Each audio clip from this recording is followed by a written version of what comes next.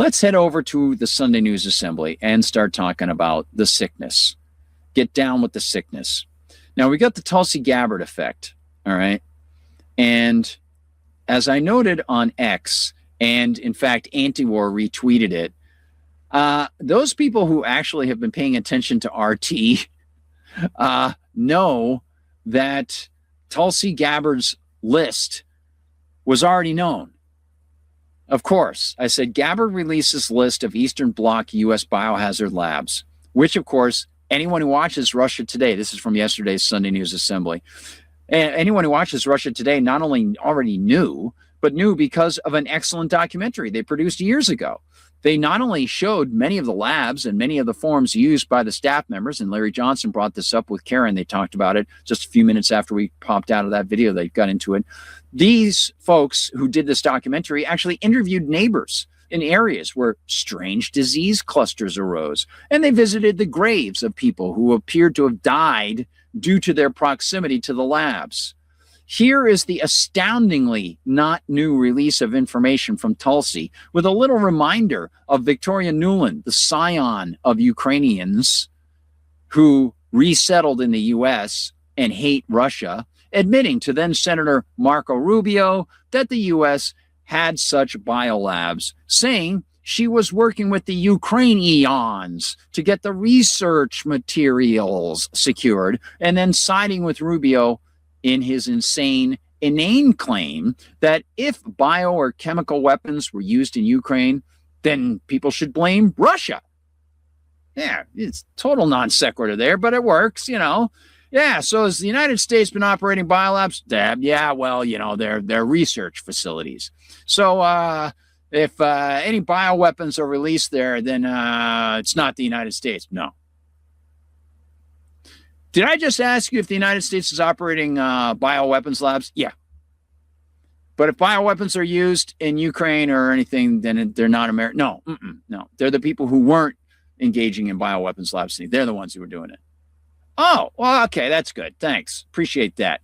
That's good stuff. So, as I noted, Ms. Gabbard, if Ms. Gabbard had watched the now 2-year-old RT documentary on the labs, complete with footage from the locations, order forms, and interviews with ill or dying neighbors, especially near the Richard Lugar lab in Georgia, she might have saved a lot of time.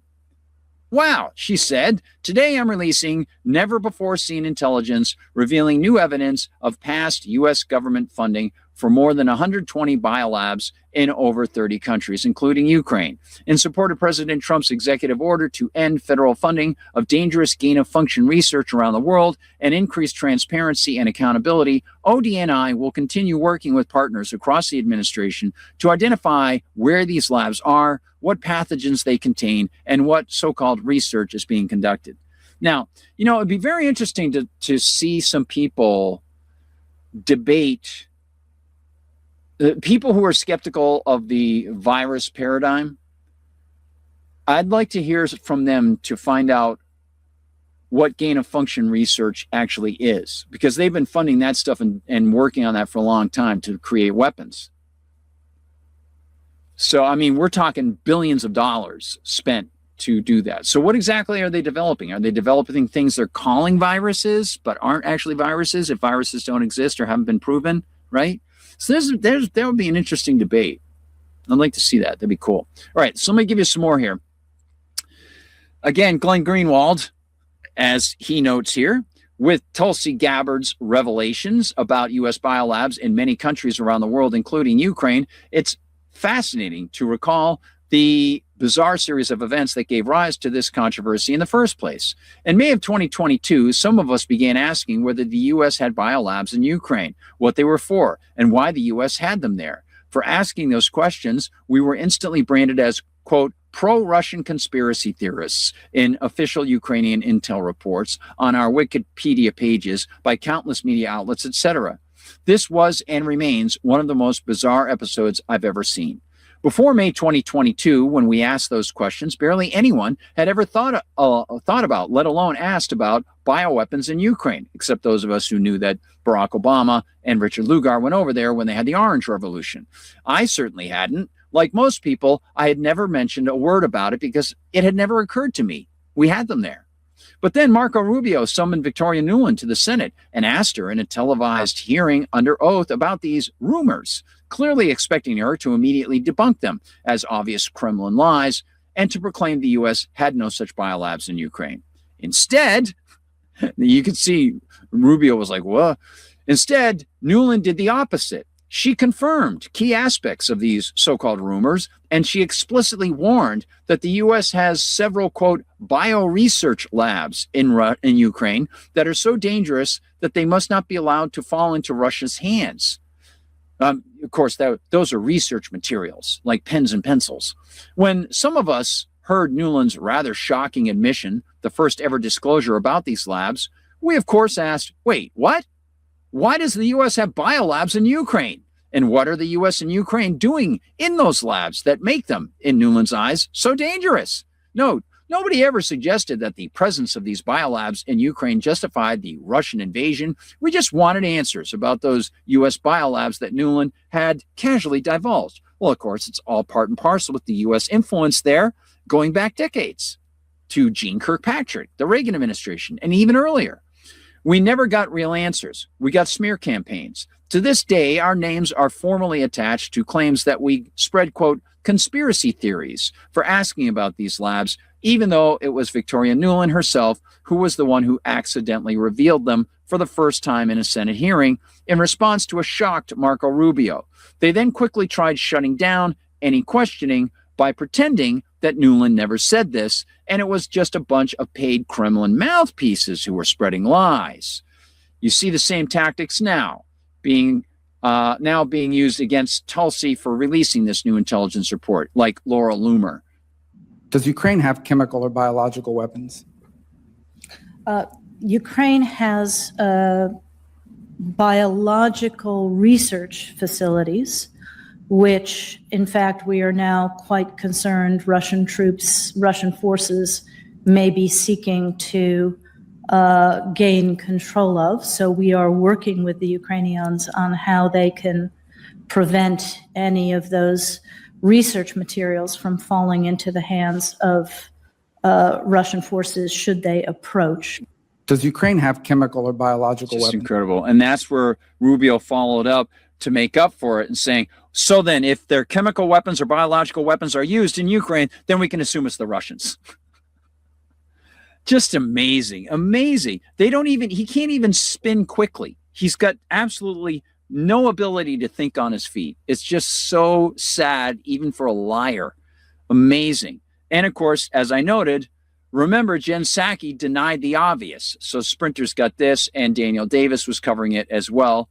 White House Press Secretary Jen Psaki, March 9th, 2022, Russia has previously invented such blatant lies about the alleged existence of a chemical and biological weapons development program in the USA or in Ukraine under U.S. control. It is precisely Russia that has such a program. Our goal is to dispel the disinformation that it is trying to spread. So that's sort of like when I was covering the DNC so-called hack, which was not a hack. As Bill Binney noted, the data was downloaded too quickly. It had to have been done physically through a flash drive. And it obviously was done by Seth Rich. That's why he's dead. So then I did the research and I found out that they had not given the hard drives to the FBI. They gave them the CrowdStrike. And the guy who runs CrowdStrike, this guy Alperovich, came from Russia and was on the board at the Atlantic Council. So all the DNC did, thanks to Hillary Clinton's influence, was give it to a guy who then created a narrative to say, oh, it's probably a Russian hack. That's CrowdStrike. And it was about that time in the summer of 2016 when NewsGuard started to come after me. And that, of course, saw at the end of the year, the NDAA that included the Fighting Foreign Propaganda Act, the Portman-Murphy Countering Foreign Propaganda Act with $150 million going out to government-friendly news sources for 2 years. Yeah. So, and then NewsGuard came after us more because they got money from the program. It's been fun. It's been fun. Yes, indeed. So here's Jenny. Oh, Jenny.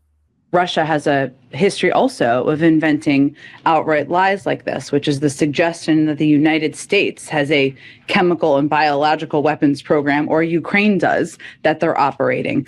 Russia is the country that has a chemical and biological weapons program. So the objective was to make clear the inaccuracy of the information, the misinformation they're trying to put out, and make clear to the world that they not only have the capacity, they have a history of using chemical and biological weapons, and that in this moment, we should have our eyes open for that possibility. Today, I'm releasing new evidence of longstanding U.S. government funding of more than 120 biolabs in over 30 countries. Now, these biolabs include labs in places like Ukraine, which could be at risk of compromise due to the ongoing Russia-Ukraine war.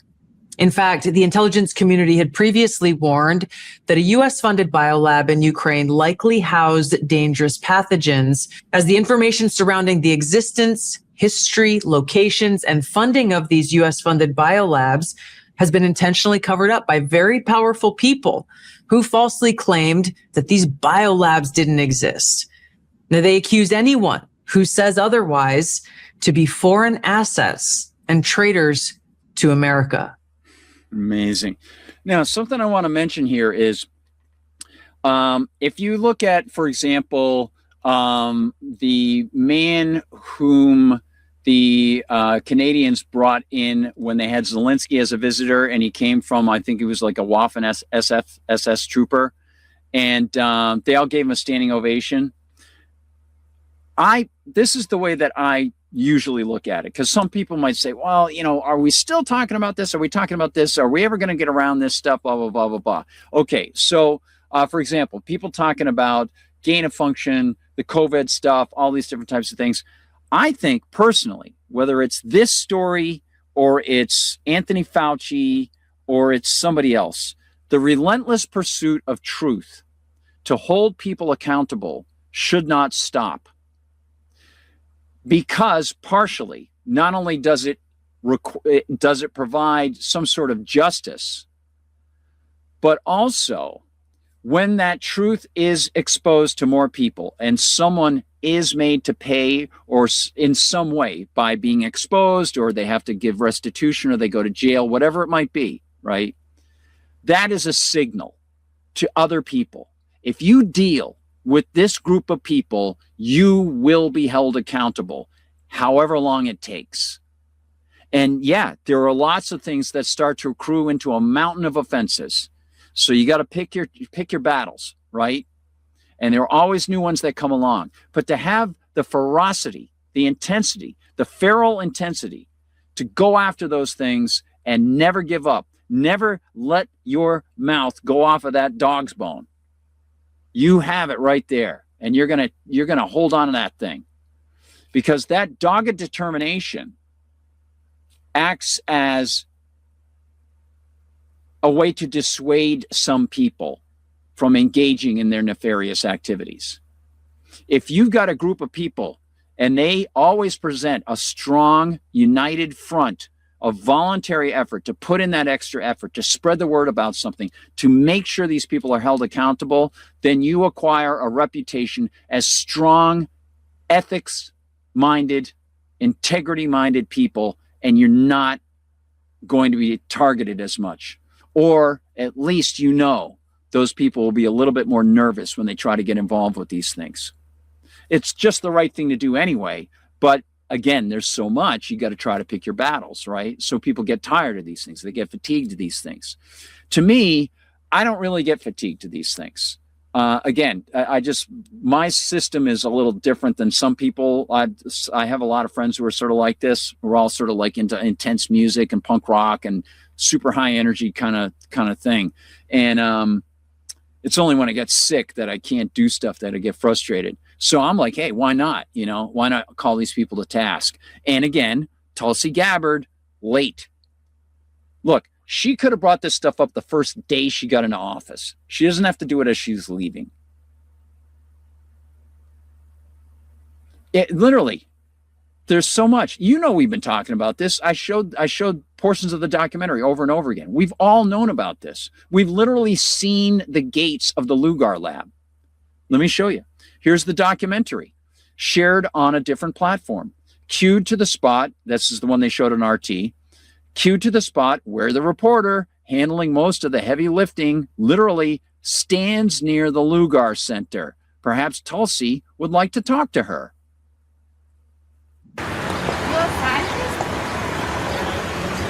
Says, what are you doing here? Let's just go back a second.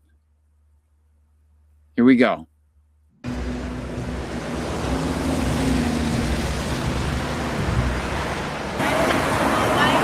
Why are you driving a diplomatic car? And are you working at the Lugar Center? I don't work here. You work here because we saw this car the last day and you're here again. So this last day and you're here again, so you're working here. So you're working here. You're from the U.S. Embassy? Are you from the U.S. Embassy? Yes. What are you doing here at the Lugar Center? Are you a scientist? Yeah, the Lugar Center. Are you a scientist? You're a scientist?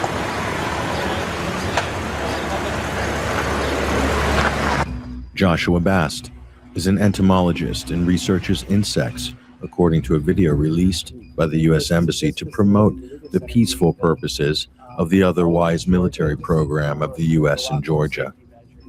That's in Georgia, the Lugar Center. And hey, have no fear. They're not working on getting some sort of vector of viral introduction or pathogen introduction through insects.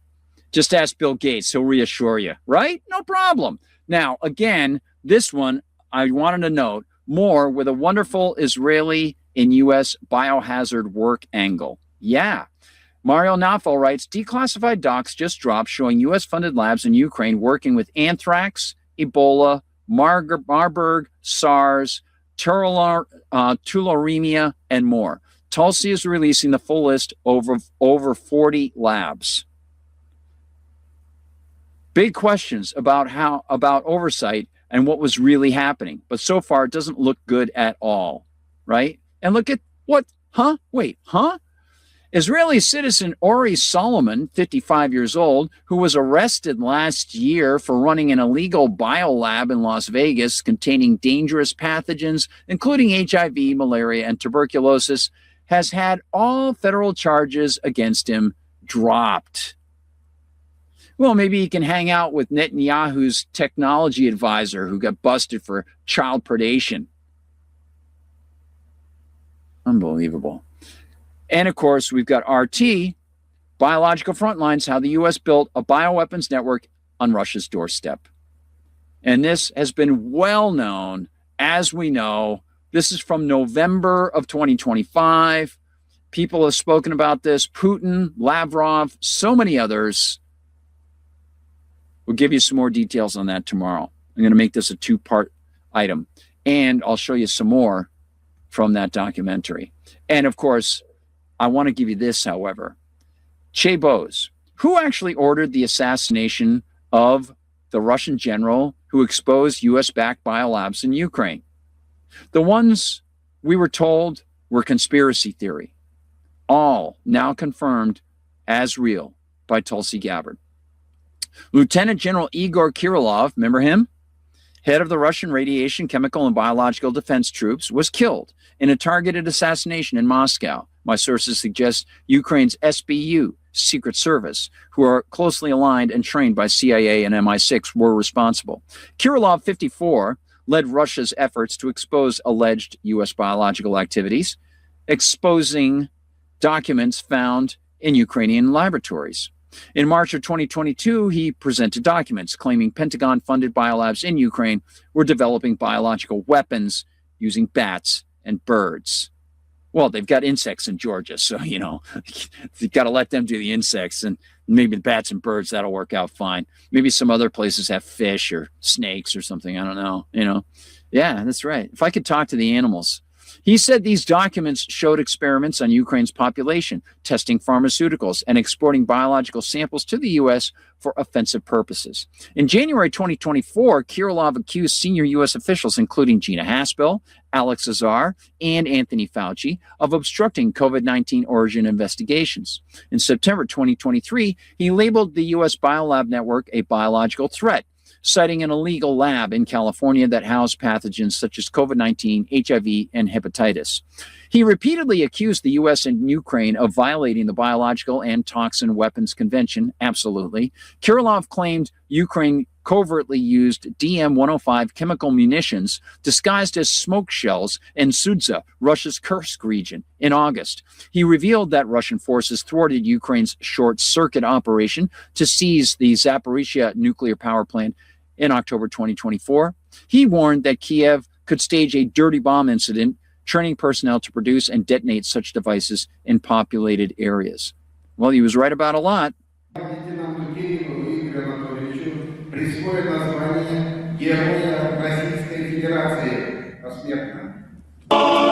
It's his wife and son there.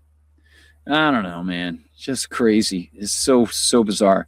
Now, there is more that I want to give to you tomorrow night about the Hunter Biden and John Kerry's stepson angle to this and what they were doing. So we'll give you some of that in part 2.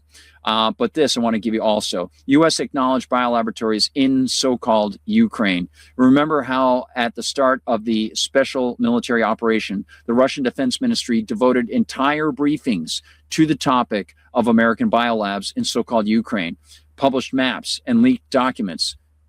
Who didn't call this? Who didn't call this conspiracy theories and conspiracy theories? Yeah, they've repeated that. 4 years have passed, and on June 12th, the Office of the Director of National Intelligence officially acknowledged the existence of an entire network of biolabs. The memorandum states more than 40 such facilities were located in Ukraine, of course, over 120 worldwide. Ukrainian institutions conducted research on especially dangerous pathogens, plague, Marburg virus, Ebola, anthrax, avian flu. Americans spent approximately $7.3 million on the 4 laboratories mentioned in the report in Kharkov, Odessa, Kherson, and Zaporizhia. In the list of contractors published by ODNI for construction of facilities in so-called Ukraine, the company Black & Veatch is listed. The Russian Defense Ministry also repeatedly mentioned it as a key contractor in the construction of biolaboratories on Ukrainian territory. Finally, the Office of the Director of U.S. National Intelligence stated that some of the research material was destroyed after the start of the special military operation. This was also reported by the Russian Defense Ministry, and of course, at the direction, obviously, of Victoria Nuland and others, they destroyed these things in spring of 2022, calling it an attempt to conceal biological weapons research. The document consists of just 4 pages, but even such a tiny memorandum proved sufficient to confirm most of the Russian Defense Ministry's theses about biolaboratories in so-called Ukraine from March 2022. Even if they really only conducted pathogen research there, it clearly shows how Washington views so-called Ukraine as a testing ground for dirty things that would be improper to do at home. The U.S. perceives Africa in roughly the same way. Now, let's just draw some strings together. First, Barack Obama was a Richard Lugar to bring that money over to places like Ukraine, Latvia, Estonia, Lithuania, Georgia, opening up these 100-something labs, billions of dollars spent over the course of 20-something years. Okay. That, of course, connecting people in those areas in that neo-colonial way, so they get the payoffs, and then they can start up things just like USAID. People work at USAID, then they start up their own nonprofits. Some of the people who work at these labs start up their own, then they get money from the government, so it just metastasizes like a cancer, obviously. So then Barack Obama becomes president. What does he do in 2014? Yeah, 2014. He puts a so-called moratorium on gain-of-function research for show, obviously for show, because he was involved with Lugar in starting some of these gain-of-function labs overseas. So he knows they already exist. So they move stuff from places like Chapel Hill, University of North Carolina. They fund things indirectly, again, through things like the EcoHealth Alliance, started by a guy who used to be connected with NIH, starts his own group, gets a bunch of money, and so the NIH will now fund that, and they take that to Wuhan, and they're doing research over there. Regardless of what people think came out of there, it doesn't matter. The research is unconstitutional and highly immoral. Any kind of research. They could be researching the best flavor of lollipop. It doesn't make a friggin' difference. It's all corrupt. It's taken from your pocket and the pocket of future people. That's enough. You just end it there. You're done. Doesn't matter what their goal is. Their goal happened to be creating bioweapons. And again, anybody who doubts me on this stuff, please remember, you're watching a dude who literally watched electrophoresis gels and the protein bands from DNA coming across the machines when my sister worked in the lab. And I put it into the computer. I put all the G's and the C's in the computer. I was the Gattaca guy. Like, I was, 19. So, yeah, it was part of the Human Genome Project. At that time, it didn't even have that name. So, very clearly, this sort of stuff is something they're funding. And Barack Obama puts this front up, the eminent front, to say, well, we're not going to do this stuff. But really, what are they going to do? Of course. He's got Anthony Fauci on his side. We're going to do it outside the country. And all our little friends in Latvia, Lithuania, Estonia, all those places, and some of my friends here can get jobs, we'll send them over there. And they'll make millions. Just like Hunter Biden being put on the Burisma board. There already was the template because of Obama and the bio plants.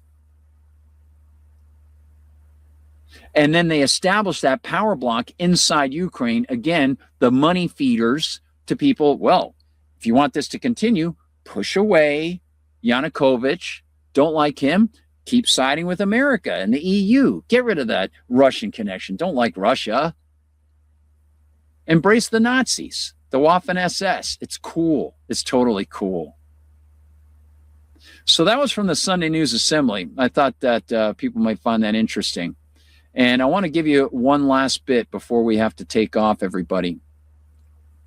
I want to show you this one from Daniel Davis. And let me get on over here and give this to you. Okay. This is Jack. Yeah. So this is from March 9th, 2022. Daniel Davis pulling out another great video clip.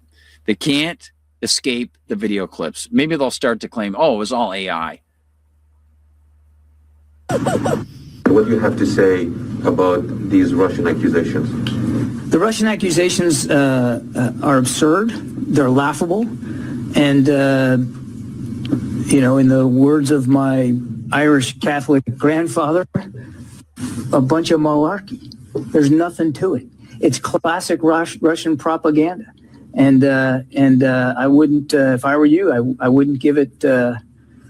I wouldn't give it a drop of ink worth paying attention to. So and Dana Davis did a great job there, even though his camera was a little fuzzy today for a while. But they rode that Russian propaganda thing for almost a decade. From basically 2016 to 2025, essentially. And even now, some people still try to push the Russian propaganda thing, like Laura Loomer's doing it now. And the whole thing, it's just completely fictitious. Again, I suffered professionally because of that.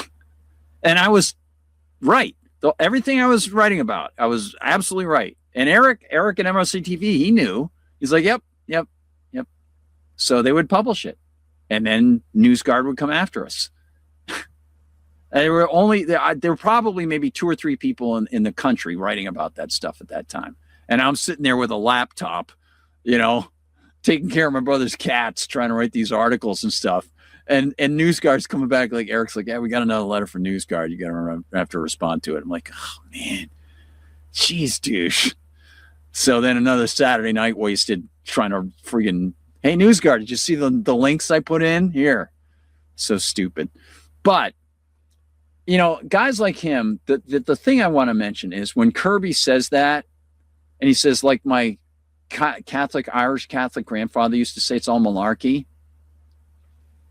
I don't know if you got the same sense. But maybe you probably did. I don't want to be too assumptive. Can you imagine the smallness of a guy to use his grandfather in a lie? I mean, he's just bald-facedly lying and then using his grandfather as emotional ammunition to color it, to make it seem like he's some authentic, local yokel just like you, Jack, hanging out there. Well, as my Irish Catholic grandfather would say, it's a bunch of bunkum, or a bunch of malarkey. Somebody ought to send him a can of malarkey and say, hey, dude, I think your grandfather's giving you the middle finger from the grave. And I suppose that, within families, people excuse a lot of errors and mistakes. Jack was put on the spot maybe by a question about something he didn't want to answer. But that just shows incredible weakness to then use your grandfather, your deceased grandfather, as part of your lame excuse. Well, let me make this sound even better by mentioning my grandfather. No, maybe you want to leave your grandfather out and have a friggin' bit of integrity, you scumbag. What a jerk. Using his grandfather. What a absolute slimeball. Just disgusting.